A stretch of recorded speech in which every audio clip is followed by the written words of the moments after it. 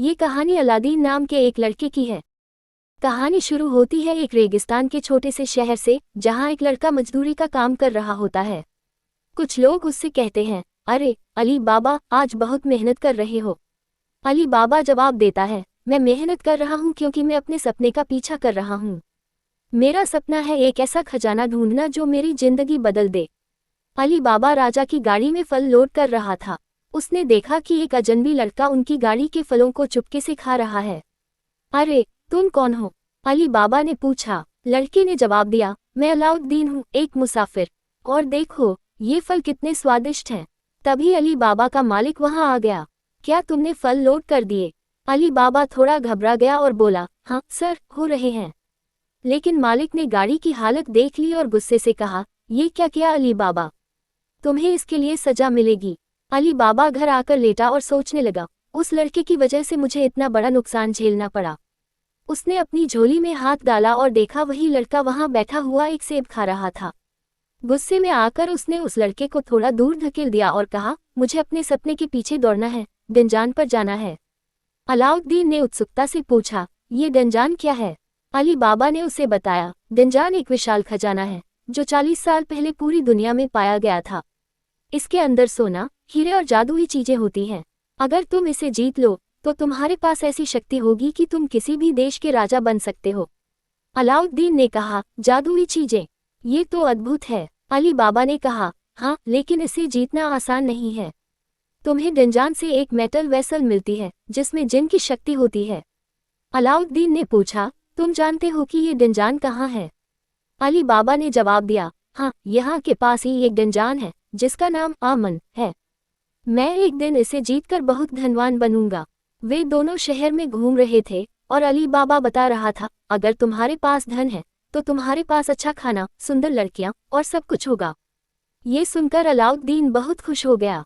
तभी वह गलती से एक लड़की से टकरा गया। वे दोनों उससे माफी मांगने लगे, लेकिन लड़की बोली, माफी मांगने की कोई जरूरत नहीं। तभी उन्होंने देखा कि वह लड़की दरअसल एक दासी है। ये देखकर लड़की शर्मिंदा हो गई। लड़की के सिर से सामान गिर गया। अली बाबा ने कहा, कुछ अमीर लोग दूसरे देशों से लोगों को खरीदकर उन्हें दासी बना लेते हैं। ये हमारे देश में आम है।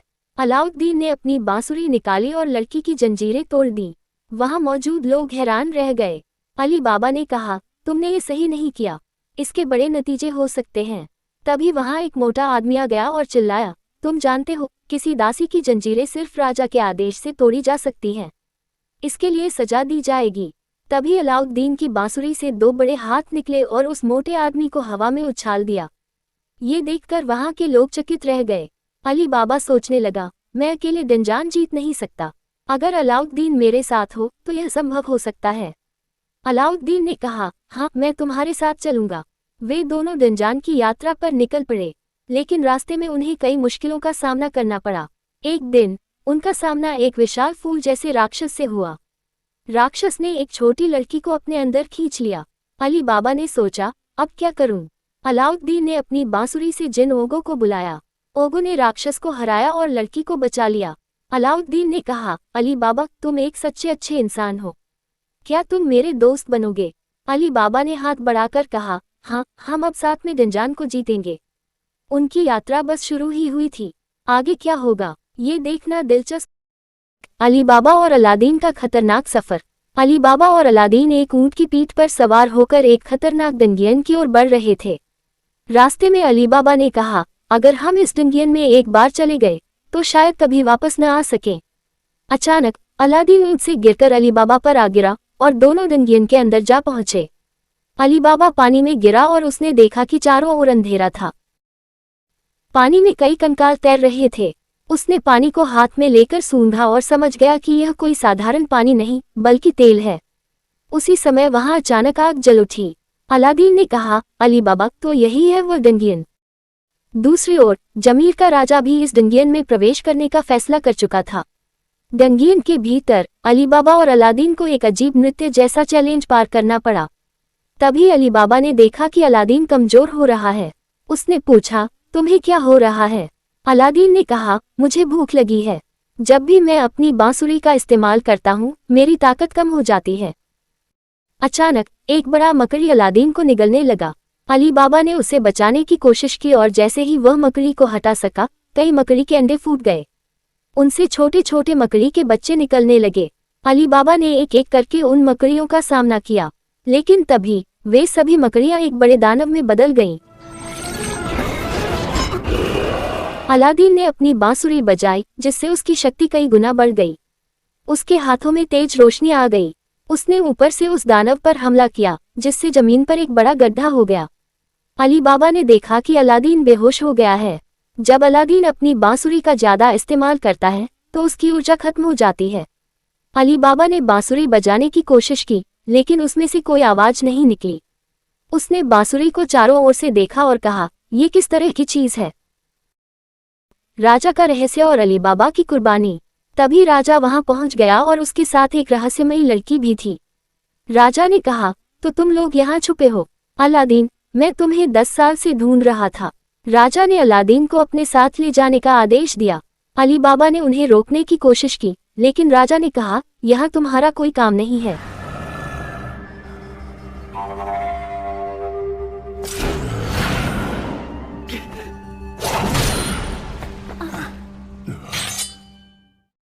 फिर एक जटिल पहेली सामने आई।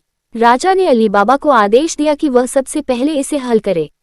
अली बाबा आग के भंवरों से गुजरते हुए आगे बढ़ा। एक जगह उसे एक दानव के मुंह के अंदर हाथ डालकर एक स्विच बंद करना पड़ा। अली बाबा ने हर चुनौती पार की, लेकिन अंत में वह भी जलकर राख हो गया। जब अलादीन को होश आया, उसने पूछा, अली बाबा कहाँ है? राजा ने कहा, तुम्हें बचाने के लिए उसने अपनी जान दे दी। राजा ने अलादीन से कहा, अब से तुम मेरे गुलाम होगे।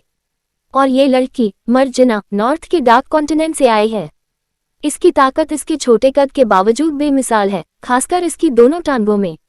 अलादीन ने मर्जना से बात करने की कोशिश की, लेकिन उसने कोई जवाब नहीं दिया।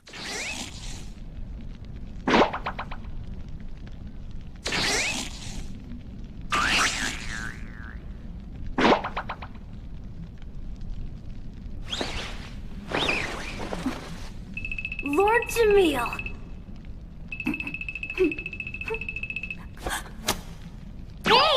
अलादीन ने उसे हंसाने की कोशिश की और आखिरकार उसे हंसा दिया।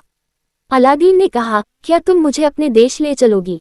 मर्जना ने कहा, यह संभव नहीं है, मैं राजा की गुलाम हूँ। अलादीन ने कहा, ठीक है, मैं तुम्हारी जंजीरें तोड़ दूंगा। मर्जना ने कहा, तुम समझ नहीं रहे हो, ये संभव नहीं है। Has now been killed.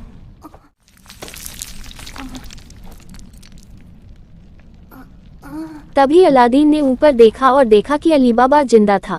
वह नीचे आकर बोला, ये संभव नहीं है क्योंकि मैं हूँ। राजा वहां से दूर चला गया और चिल्लाया, दानव दानव।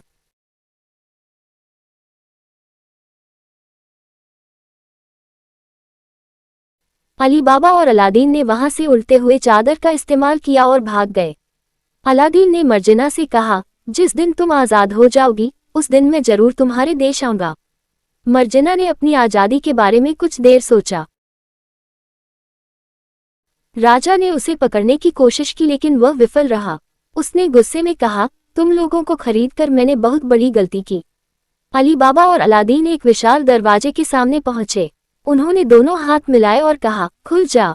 दरवाजा खुला और दोनों एक जादुई जगह में पहुंच गए। वहां का नजारा देखकर अली बाबा और अलादीन हैरान रह गए। क्या यह उनकी नई शुरुआत थी या किसी बड़े खतरे की शुरुआत? अलादीन ने कहा, हे अली बाबा, ऊपर देखो, हम अभी भी डंजन के अंदर हैं। अली बाबा ने कहा, हाँ सही कह रहे हो। तभी अचानक वहां आग की लपटें उठने लगी। उन्होंने देखा कि राजा अपने दास दासियों पर अत्याचार कर रहा था और एक दानव उसे डरा रहा था। अली बाबा और अलादीन आकाश में उड़ते हुए बात कर रहे थे। अचानक अलादीन ने पूछा, ये किस तरह का शहर है? मुझे कुछ समझ में नहीं आ रहा। अली बाबा ने जवाब दिया, मैंने सुना है कि डंजन के अंदर ऐसे ही रहस्यमय शहर होते हैं। डंजन जीतने के बाद ये शहर नष्ट हो जाते हैं। थोड़ी देर बाद वे एक रहस्यमयी दरवाजे के सामने पहुंचे। उन्होंने आसपास देखा, वहां की हर चीज पत्थर में बदल चुकी थी। तभी राजा के एक दास ने उनके पीछे से आकर हमला कर दिया। वह बुरी तरह घायल था। राजा और अली बाबा का मुकाबला। राजा और अली बाबा के बीच तलवारबाजी शुरू हो गई। राजा ने कहा, तुम्हें मेरी रॉयल शार्पमैनशिप का सामना करना होगा। तुम जैसे साधारण लोगों को इस दुनिया में जीने का कोई हक नहीं है। Then I'll kill you. दोनों के बीच जबरदस्त लड़ाई हुई। आखिरकार राजा हार गया।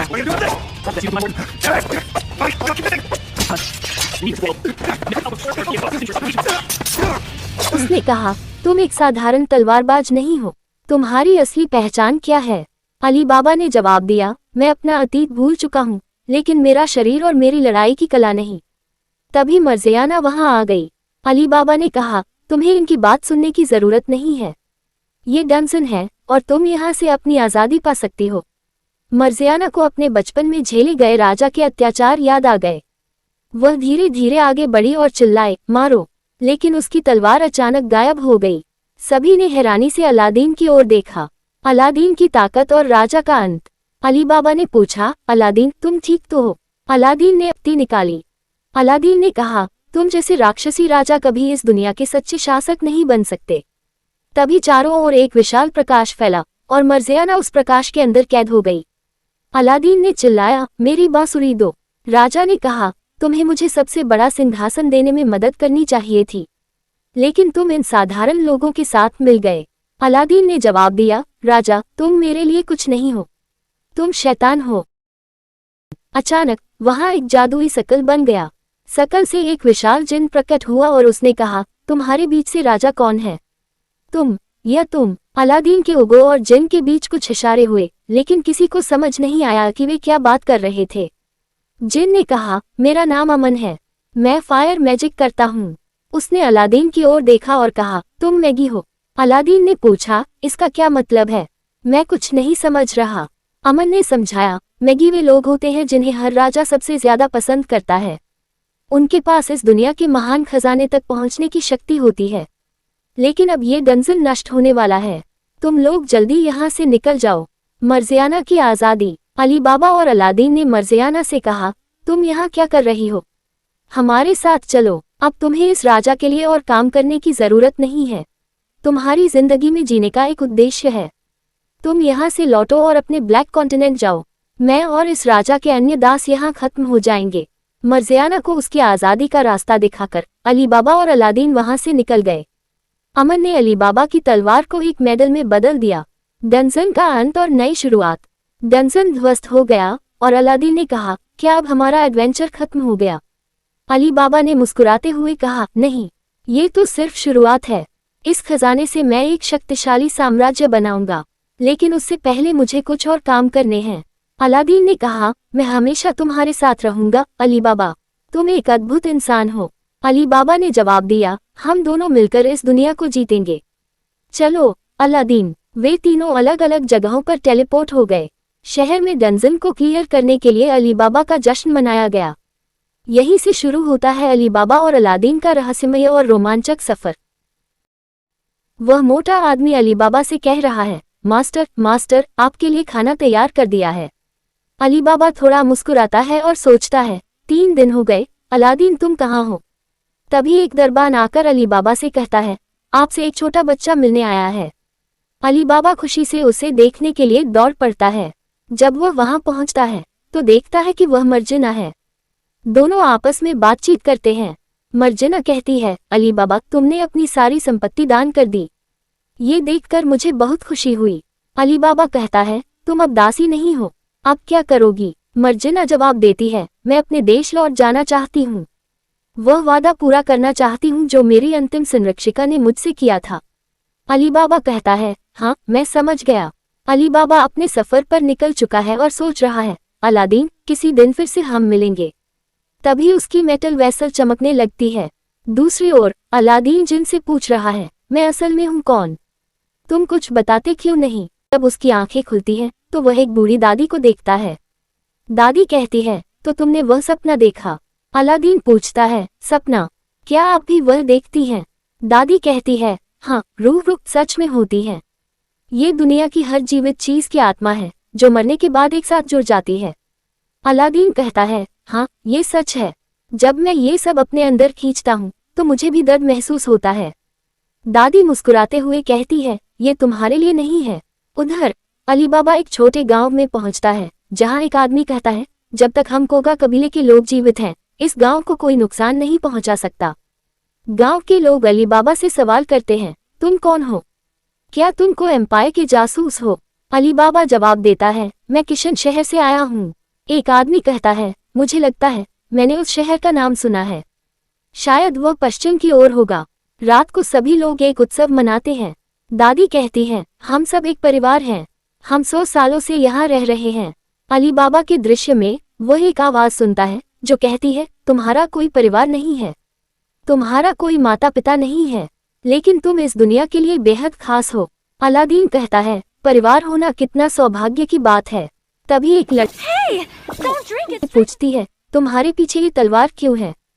वह जवाब देता है, ये युद्ध का समय है। तभी अलादीन घोड़े पर सवार होकर भागता है और एक राजकुमारी उसे बचा लेती है। राजकुमारी कहती है, तुम ठीक हो ना? अलादीन जवाब देता है, हाँ। Of the first emperor of the Ko Empire, Ren Hakue.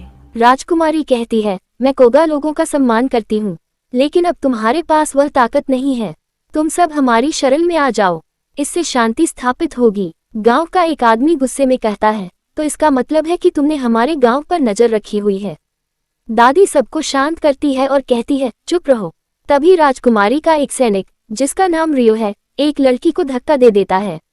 वह कहता है, मैं ये बर्दाश्त नहीं कर सकता कि एक शाही महिला को तुम्हारे जैसे लोगों का खाना परोसा जाए। गांव का एक लड़का सैनिक पर हमला कर देता है। दादी कहती है, हम किसी को नहीं मारेंगे, अगर हमने किसी को मारा तो ये युद्ध का कारण बन सकता है। अलादीन रात को राजकुमारी से मिलता है। वह कहता है, कृपया गांव पर हमला मत करो, वे सभी एक परिवार की तरह हैं। राजकुमारी कहती है, ठीक है, मैं ये वादा करती हूँ कि मैं किसी को नुकसान नहीं पहुँचाऊंगी। मेरा सपना है कि इस दुनिया में सभी लोग समान हों। तभी रूह उनके चारों ओर चमकने लगती है। अलादीन उड़कर वहां से चला जाता है। गांव की एक लड़की को कुछ सैनिक उठा ले जाते हैं। दादी कहती है, किसी को मत मारना। Baby after baby.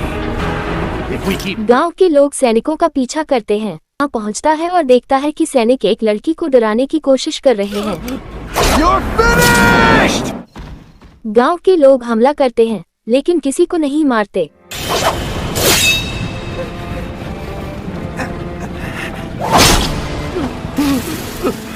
दादी कहती है, यही हमारी ताकत है, अगर हम किसी को मारेंगे तो वे भी हमें मार देंगे, इसलिए हम युद्ध नहीं करेंगे। तभी एक तीर दादी के पीछे से आकर लगता है। सब दौड़ते हुए दादी के पास पहुंचते हैं। उनमें से एक कहता है, वह अभी भी जिंदा हैं, जल्दी उन्हें गांव ले चलो। अलादीन कहता है, इसे मुझ पर छोड़ दो, मैं उन्हें लेकर जाता हूँ। वह दादी को उठाकर उड़ने लगता है। अलादीन कहता है, दादी कृपया मत मरो। उधर एक सैनिक घायल अवस्था में राजकुमारी के महल तक पहुंचता है। एक और सैनिक उससे कहता है, ये तीर कोगा कबीले का लगता है। रियो कहता है, हम और समय बर्बाद नहीं कर सकते, हमें उन पर हमला कर देना चाहिए, वे शांति बनाए रखना नहीं चाहते।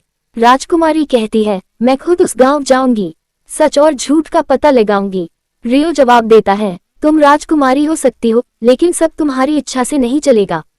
तुम एम्पायर के पहले राजा की बेटी हो, तुम्हारी रैंक मुझसे ऊंची है, लेकिन इस इलाके की जिम्मेदारी मुझे दी गई है। राजकुमारी कहती है, तो फिर मैं इसे अपना व्यक्तिगत मामला मानकर जा रही हूँ। कोगा कबीला युद्ध की तैयारी करने लगता है। एक व्यक्ति कहता है, हमारी ग्रैंड दादी को पीछे से तीर मारने की हिम्मत कैसे हुई? हमें अपने कबीले के भविष्य के लिए युद्ध करना होगा। कहता है, दादी कुछ खतरनाक होने वाला है, सब लोग युद्ध के मूड में हैं। अलादीन कहता है, मुझे बताओ मैं क्या करूं ताकि किसी की जान न जाए।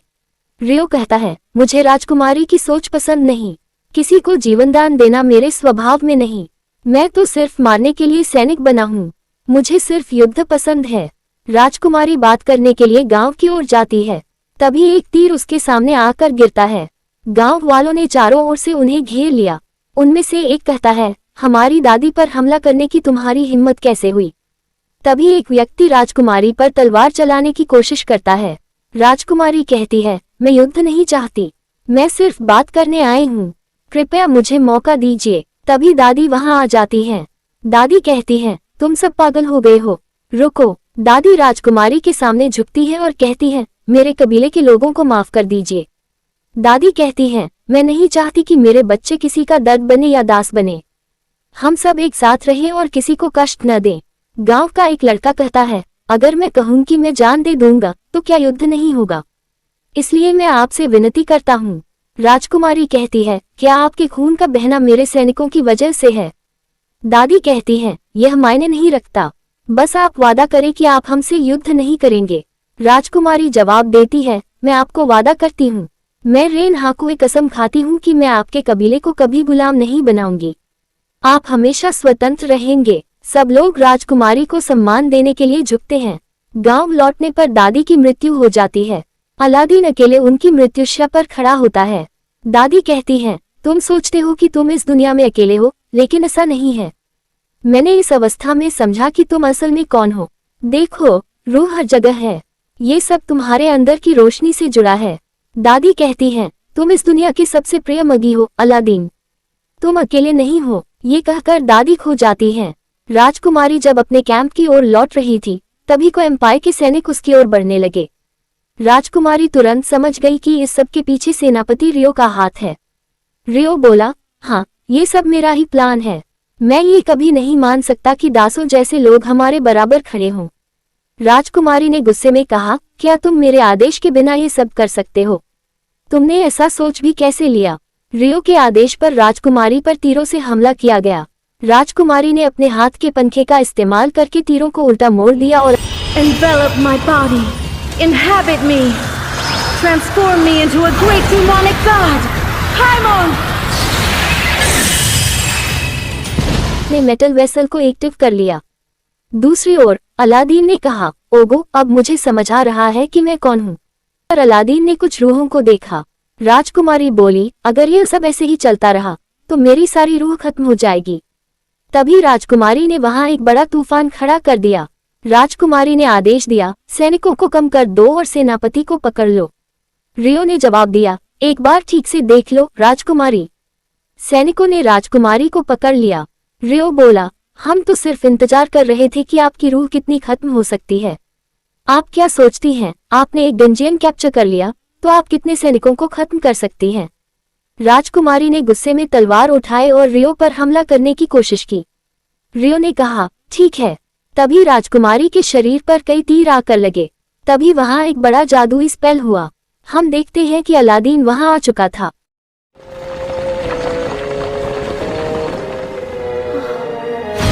अलादीन ने राजकुमारी को बचाया।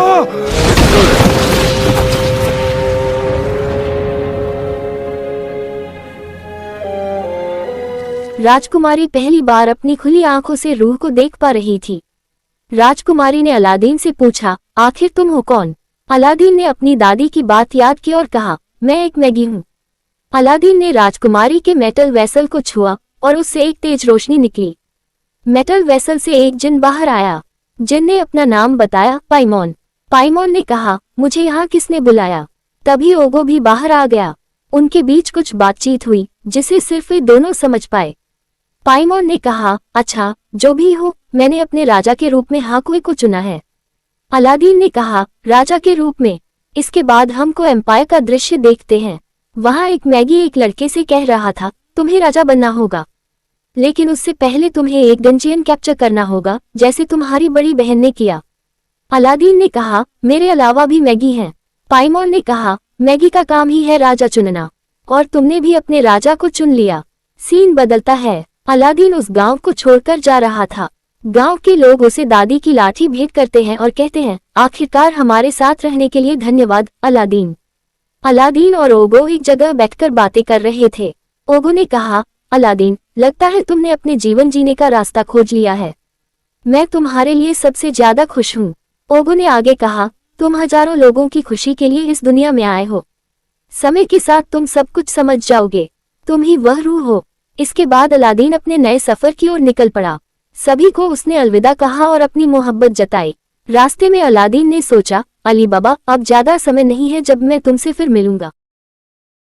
दो लोग फल बेच रहे थे।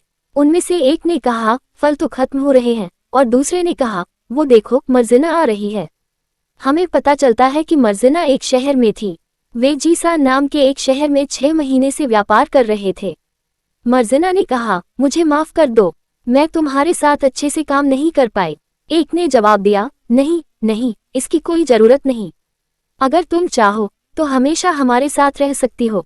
मर्जिना ने कहा, नहीं, मुझे अपने देश लौटना है क्योंकि मैंने अपने रक्षक से वादा किया है। तीनों ने एक साथ व्यापार के लिए एक शहर का रुख किया। उन्होंने देखा कि वहां के लोग उन्हें डरावने अंदाज में घूर रहे थे। उन्होंने एक व्यक्ति से पूछा, यहाँ क्या हुआ? उसने कहा, बलबाड राज्य का राजा यहाँ से लोगों को दास बनाकर ले जा रहा है। कि एक व्यक्ति से टक्कर हुई और उसने देखा कि वह लोगों को दास बनाकर ले जा रहा है। एक ने कहा, ये तो दास बेचने वाला है। मर्जिना को दासों की हालत देखकर बहुत दुख हुआ। उस रात मर्जिना बैठकर सोच रही थी, ये पैरों की बेड़ियों के निशान मुझे बिल्कुल पसंद नहीं। लोगों को दास बनाना सबसे बड़ा पाप है। उसके दिमाग में उसके बचपन की यादें उभर आईं। उसने देखा कि राजा उसे यातना दे रहा था और कह रहा था, तुमने क्या सोचा मर्जिना, क्या तुम मेरे जाल से भाग पाओगी? मर्जिना अचानक नींद से जाग गई। मीना ने पूछा, क्या तुम ठीक हो? मर्जिना ने कहा, शायद मैंने बुरा सपना देखा। मीना ने उठकर एक औषधि मर्जिना को दी और कहा, सरसा ने मेरी जान बचाई थी जब मैं रेगिस्तान में भूख से मर रही थी। उसने और कहा, और एक छोटा बच्चा जो रहस्यमय ढंग से कहीं से आया, उसने भी मेरी मदद की।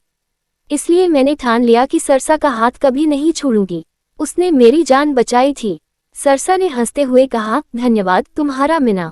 मीना ने कहा, तुम सोई नहीं हो? सब सुन रही थी। सरसा ने कहा, तुम्हारा दिल बहुत अच्छा है मीना। दोनों ने हंसी मजाक किया और मर्जिना को उनमें शांति महसूस हुई। अगले दिन मर्जिना व्यापारी मालिक के पास गई। मालिक ने कहा, तुम लोग बलबाड नहीं जा सकते, उस रास्ते पर दास बेचने वालों का कब्जा है। मालिक ने और कहा, अगर तुम्हें बलबाड जाना है तो दूसरे रास्ते से जाना पड़ेगा। मर्जिना ने पूछा, अगर कोई उन आतंकियों को वहां से हटा दे तो क्या रास्ता फिर से खुल जाएगा? मालिक ने कहा, मैंने जो कहा वही सुनो। जिस रास्ते से जाने का सोच रही हो उससे मत जाओ। रात के अंधेरे में दो लोग शराब पी रहे थे और बात कर रहे थे। तुम्हारे चोरों ने बहुत दास पकड़ लिए हैं। सफेद बालों वाले ने कहा, हाँ, इसलिए मैं भारी मुनाफे में हूँ। उधर रात के अंधेरे में मर्जिना उनके करीब जा रही थी। उसने देखा कि वहां बहुत सारे आतंकवादी थे। मर्जिना ने सामने आकर कहा, तुम सब यहाँ से चले जाओ, रास्ता बंद हो गया है और तुम्हारी वजह से हमारा व्यापार बंद हो गया है। वे सब हंसने लगे। एक आदमी आगे आया और बोला, क्या होगा अगर तुम पहले मुझे हरा दो? मर्जिना ने उसे एक ही घूंसे में जमीन पर गिरा दिया। मर्जिना एक के बाद एक सबको पागलों की तरह मारने लगी। वह कभी किसी को पैर से तो कभी हाथ से मार रही थी। तभी एक बड़ा आदमी तलवार लेकर सामने आया। मर्जिना ने एक लात में उसे नीचे गिरा दिया। सफेद बालों वाला बोला, उसके पैरों की ताकत और लाल बाल, ये लड़की किसी दानव की तरह लड़ रही है। ये डार्क कॉन्टिनेंट की हो सकती है। ये युद्ध कौशल में महारथी है। मर्जिना ने एक आदमी से पूछा, तुम्हारा सरदार कहाँ है? तभी एक कौवा आया और मर्जिना के हाथ में काट लिया। सफेद बालों वाला आगे आया और बोला, छोटी फाइनलिस्ट की लड़की, मैं चाहता हूँ कि तुम मेरी दासी बन जाओ। मैं दास बेचने वाला हूँ। मर्जिना को चक्कर आने लगे। उसे समझ आया कि कौवे के पंजों में जहर था। मर्जिना बेहोश होकर गिर गई। सफेद बालों वाला बोला, बिना मेहनत के मुझे इतना बड़ा मुनाफा मिल गया। एक फाइनलिस्ट लड़की। राजा मर्जिना को मार रहा था और कह रहा था, क्या तुमने सोचा था कि तुम यहाँ से भाग सकती हो मर्जिना? तुम मेरी दासी हो। मर्जिना का सपना टूट गया। एक छोटी सी लड़की ने उसे आशा दी और कहा, मैम, क्या आप ठीक हैं? छोटी लड़की ने बताया, मैं बलबाड की रहने वाली हूँ। मैं अपने माँ बाप के साथ रहती थी, लेकिन मुझे दासी बनाकर ले जाया गया। उसने और कहा, अब हमारे साथ क्या होगा? मर्जिना ने कहा, तुम्हें किसी बड़े घर के मालिक को बेच दिया जाएगा, या फिर राजा तुम्हें खरीद लेगा और जो चाहेगा वो करेगा, क्योंकि वह तुम्हारा मालिक बन जाएगा और तुम उसकी दासी। जब तक तुम्हारी मौत नहीं होगी तब तक तुम उसकी गुलामी करोगी, और अगर भागने की कोशिश की तो तुम्हें कोड़ों से मारा जाएगा। थोड़ी देर के लिए मर्जिना अपने अतीत को याद करने लगी। फिर उस लड़की को देखकर मर्जिना ने कहा, तुम चिंता मत करो, अगर मुझे यहाँ से निकलने का रास्ता मिला तो तुम्हें भी अपने साथ ले जाऊंगी। उधर मीना को पता चल गया कि मर्जिना मुश्किल में है। वह अपनी टीम के साथ पूरी तैयारी कर रही थी। मर्जिना ने आवाज लगाई। सफेद बालों वाला आदमी आया और कहा, इस बीमार लड़की की अब कोई जरूरत नहीं है। हमने देखा कि वह छोटी लड़की को लकड़ियों से बनी हाइना के मुंह के पास लटका रखा था। उसने कहा, गरीबों का इलाज कराने का कोई फायदा नहीं।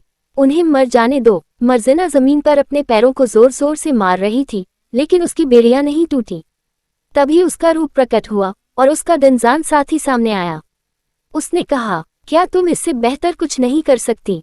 छोटी बच्ची नीचे गिरने लगी। मर्जिना एक छलांग में उसके सामने पहुंच गई।